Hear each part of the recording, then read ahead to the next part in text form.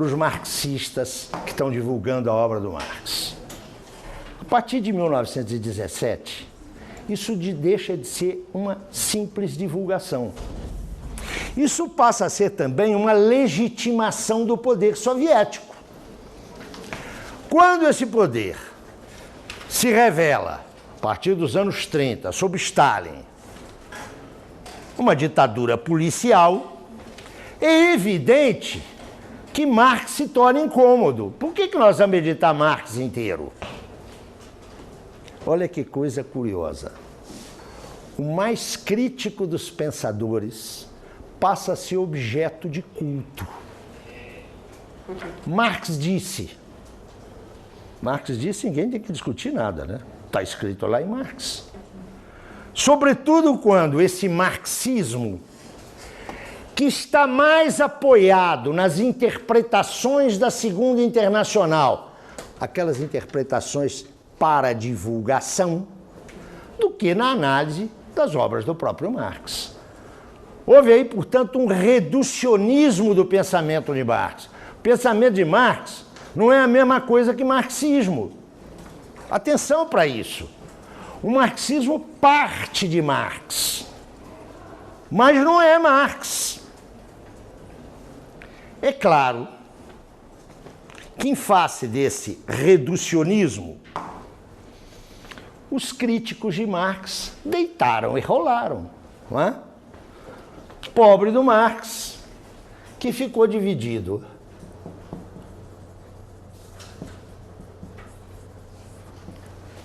Entre marxistas e antimarxistas. Eu vou dar um exemplo simples.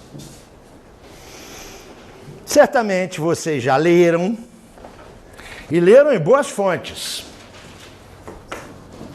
aprenderam e repetem que Marx é inovador porque ele descobriu que o fator econômico determina o fator cultural, o fator político e o fator religioso.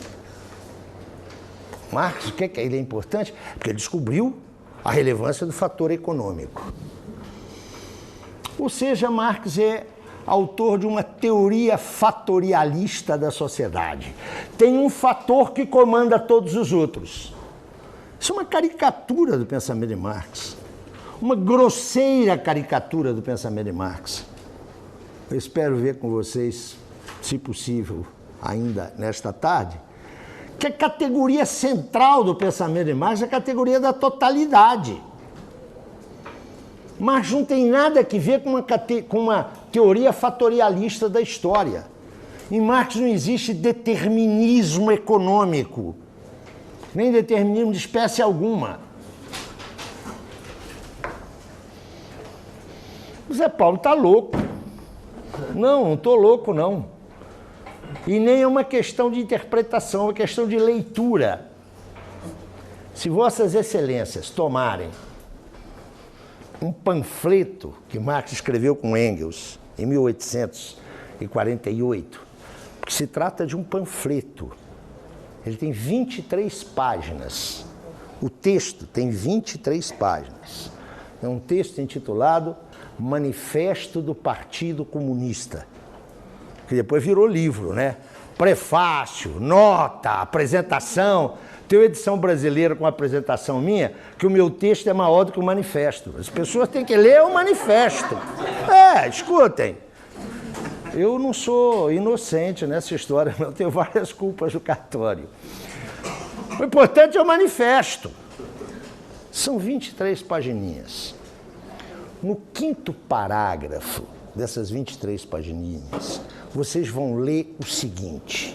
Prestem atenção, é textual.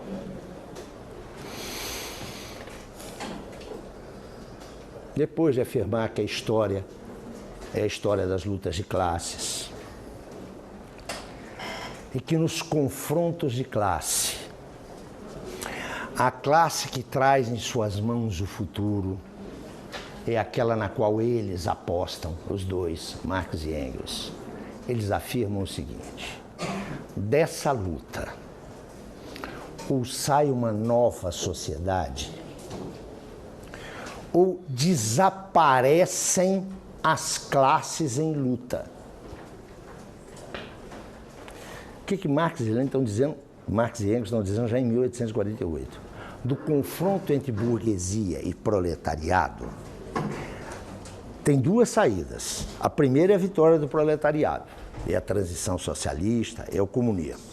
A segunda é a destruição das classes em luta.